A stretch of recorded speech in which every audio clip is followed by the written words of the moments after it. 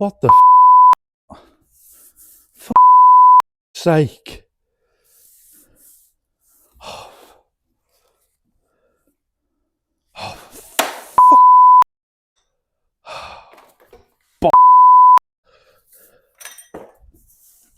really?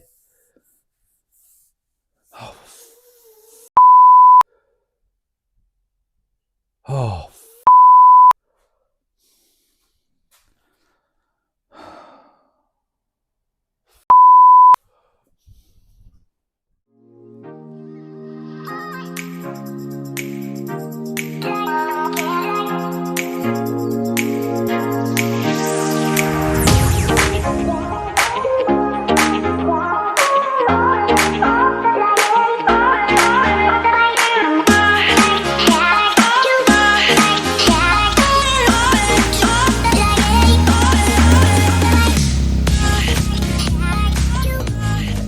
stormy indeed, and it actually could be almost a hurricane. Good afternoon to you. Earlier on today, apparently a woman rang the BBC and said she heard that there was a hurricane on the way. Well, if you're watching, don't worry. hi, welcome to Classy Chassis with me, Ryan. Hope you guys are doing well and you've had a better week than what I've had. As you saw in that clip, I've uncovered something on the back of the Mini and it all fits together, and I know why it had so much body filler on, but we'll come to that in a moment.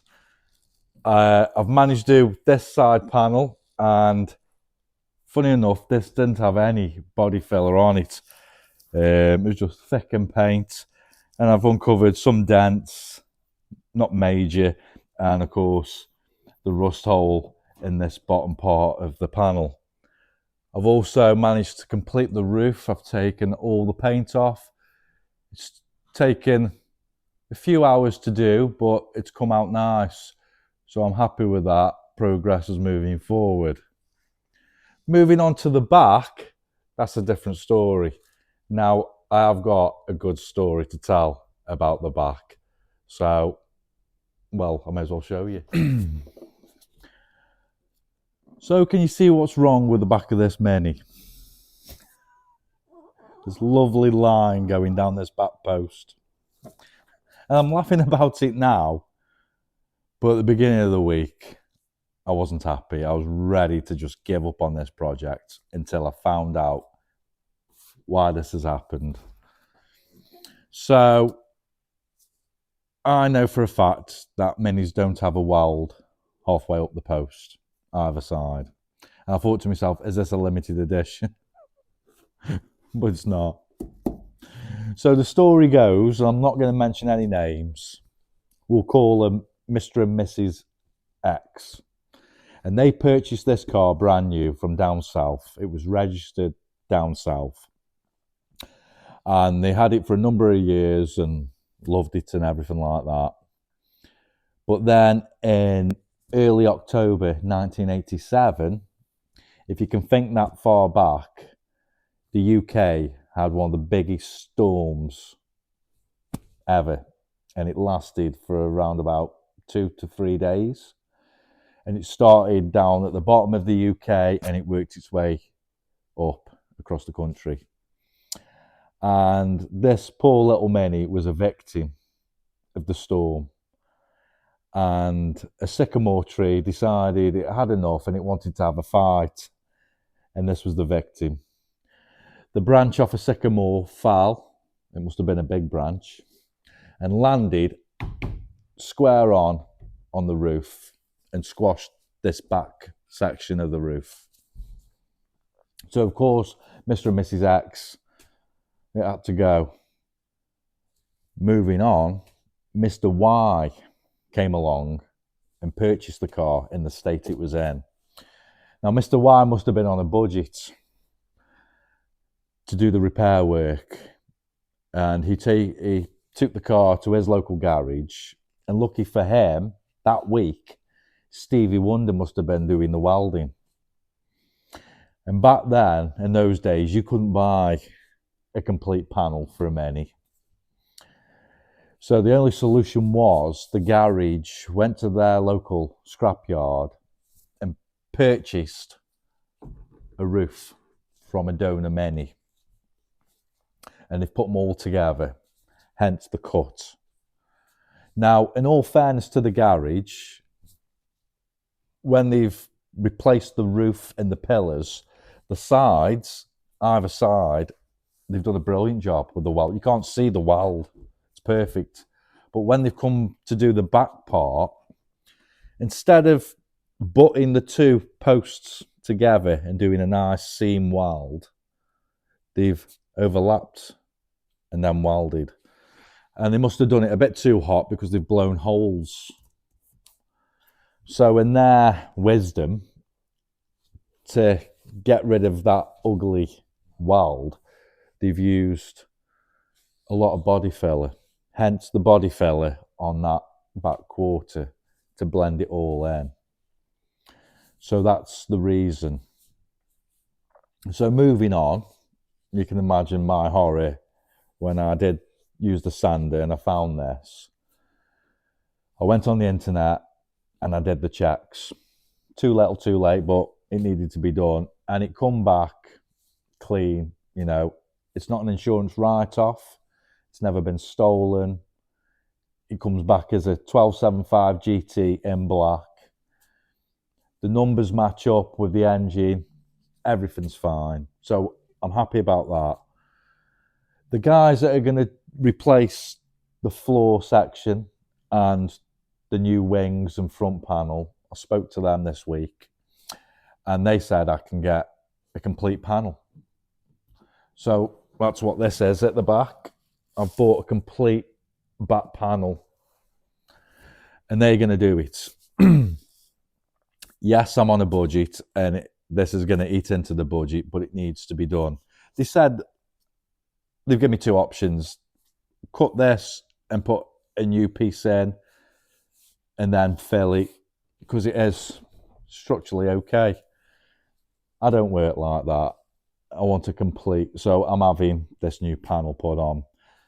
It's going to take roughly, to do this back end, a week because they need to drill out all the spots from the seams, detach this panel from the roof because the roof's good, and then put the new panel on. So about a week.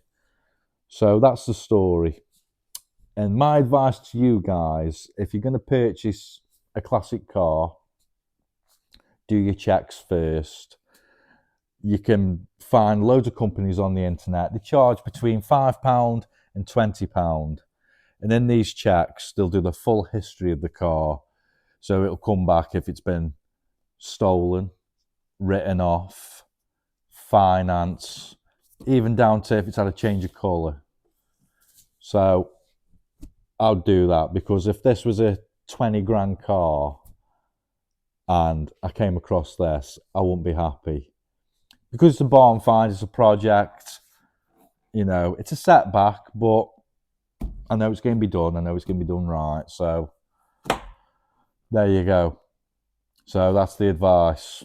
Do your checks. So you've seen it now. Let's just hide it. Shall we move on to the front of the car now and start stripping the rest of the parts out the engine bay so we can start taking the subframe out? I think we'll do that. You've seen enough of the back side of this car now, so come on, let's go.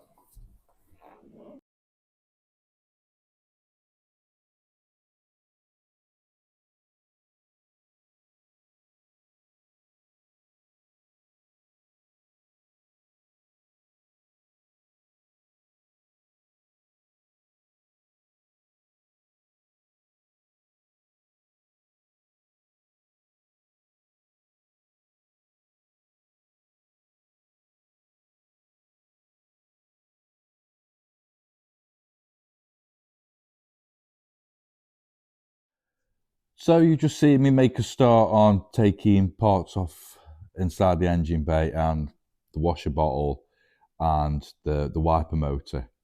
Now, the wiper motor inside, it usually should be all greased up. It was dry, hence why probably when we put the keys in a couple of videos ago, when we put the battery on, and we could hear the washer jet motor going, but there was no response from the wipers. It's probably because the grease had dried up and gone all crusty, but also this is the mechanism that goes underneath this scuttle panel, and it's seized. They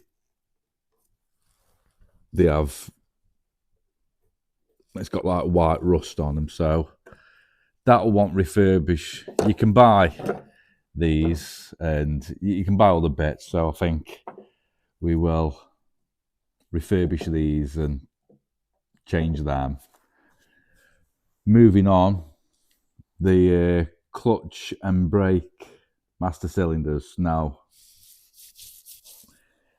I said I didn't want to take the dashboard out, but to get to these, you have to, luckily, with a bit of perseverance, I managed to get to the little bolt. And the best way to explain, this is off a Mini Cooper. So, same as that, and it's got like this stem with like a fork with a hole in, and that slides in the hole, and this connects to the clutch pedal via just a bolt and then a clip. And to get to that, it's right in the middle at the bottom of the dash.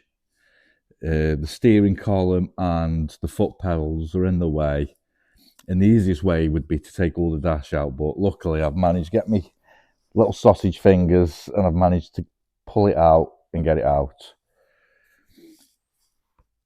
It's been leaking, this one has, and it's a rubber seal. You can buy the kit for them, so because they're quite hard to get. These I've got a brand new one, but this is quite hard to get, so but you can get the kit for it. So I've unbolted this one and it should just pull off, and as you can see, there you go, the stem. That's seen better days. Looks like it's had a leak and all the washers have perished, and it's just soaked in brake fluid, which brake fluid will rot eventually, the rubbers. So that can be binned because we've got a brand new one of them. Just leave that there a minute. This one, I haven't unclipped it yet, unbolted the top, but I will refurbish this and then buy new seals. And then we can take the plate off, clean that up, and then it gives me easy access to scrape and clean all this bulkhead, and then we can put a lick of paint on it. So that's what I'm going to do. So I'll see you in 2.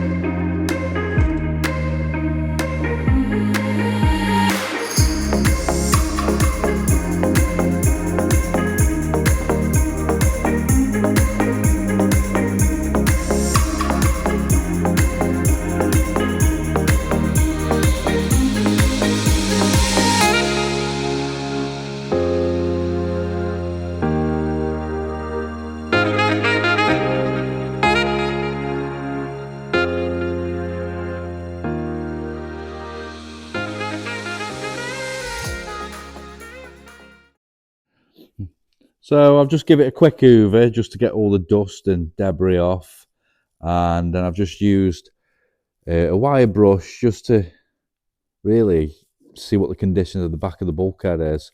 Used a screwdriver and just done a few prod checks, and at the moment it's solid on this bulkhead because they usually rust here and both corners are solid, and they usually rust at the top here just underneath the scuttle.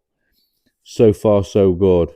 All it needs is a clean. Now, I don't know if it's factory, but somebody or the factory, it's got like a wax oil. I don't know if that's standard, but either way, it's helped to protect this. So I've got to do a bit more scraping and use the heat gun and melt it off, but it'll come off okay. Then there's not much more to do. apart from make these heater pipes, just push them in, make them disappear. Unbolt the two main bolts for the subframe and detach that. We can take the subframe off, and then it'll give me a better access to get and do the inner wings. Now, hopefully, fingers crossed, the inner wings, they just look dirty. Apart from this grill, that side just looks dirty. I'm still going to paint it, but I don't think it's rotten. Fingers crossed it isn't. Everything's going okay at the moment. But again, famous last words, this car likes to bite me. And hopefully it won't bite me. Because we're going to make you nice. So look after me and I'll look after you. You got to keep talking to these cars. I mean, I know it's the first sign of madness, but yeah, I'm talking to myself again. But it is nearly midnight, so forgive me. Right then, unbolt this subframe, get it jacked up, get that moved, and then we'll do a little bit more. See you in two. So I've made a start by unbolting the two bolts at the front of the subframe, two underneath, right underneath the body. I borrowed this big impact drill with a 34mm end off my friend to get the two main nuts off the subframe. If you can see here, I'm using the engine crane. Shouldn't really, a bit sketchy, but I've just wrapped it around the front panel.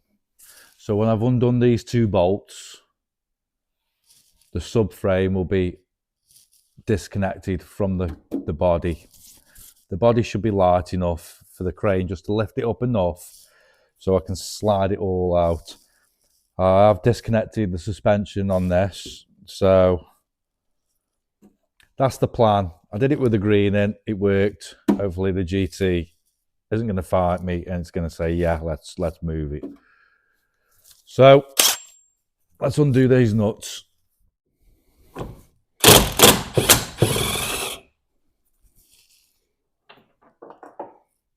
So that's all they are.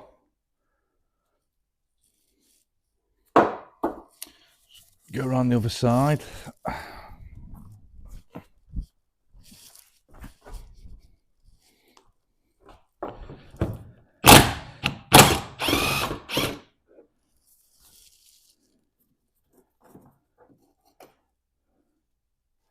Not bad.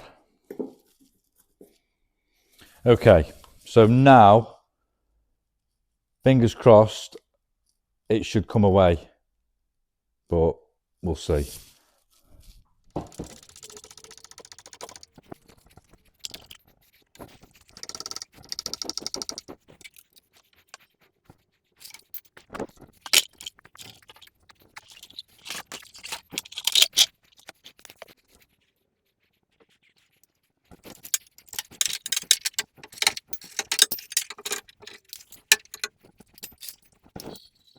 That's how you remove a subframe from a Mini GT.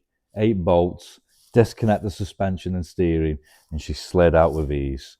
So what I'm going to be doing next, while I'm going home, because I've worked hard this week, but on the next video, I'm going to remove this front bumper, the indicators and the lights, label all the wiring up, and then make a start on prepping inside the engine bay. Hopefully we can get some primer down and some black paint. Can I just say, no minis were harmed during the filming of this video. Crackers. So if you have enjoyed watching me and this channel and this build, don't forget to like, share and subscribe. Take care, be safe, and I'll see you again very soon.